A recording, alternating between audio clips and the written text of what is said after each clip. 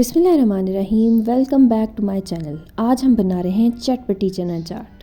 इसके लिए आपको हस्ब ज़ायका नमक, चाट मसाला, कटे हुए टमाटर, चॉप प्याज, थोड़ी सी कटी हुई हरी मिर्च, दही और चने और लोबिया की ज़रूरत है। सबसे पहले हमने एक बोल में लोबिया और चने डाल दिए थे। ये हमने पहले से ही बॉईल कर लिए थे।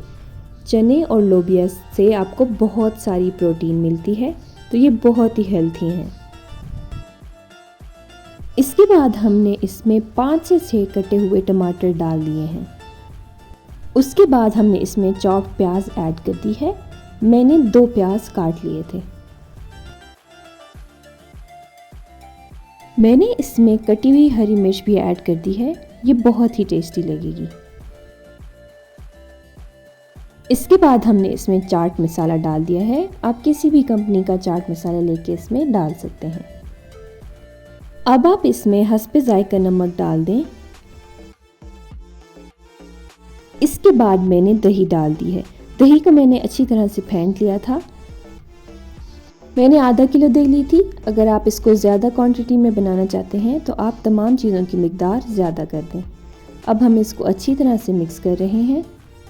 ये झटपट तैयार हो जाने वाली रेसिपी है। आप इसको रमज़ान के दिनों में ट्राई करें। ये सबको बहुत पसंद आएगी और आसानी से बन जाएगी। इसके बाद हमने थोड़े से टमाटर बचा के रख लिए थे, उससे इसकी गार्निशिंग कर रहे हैं।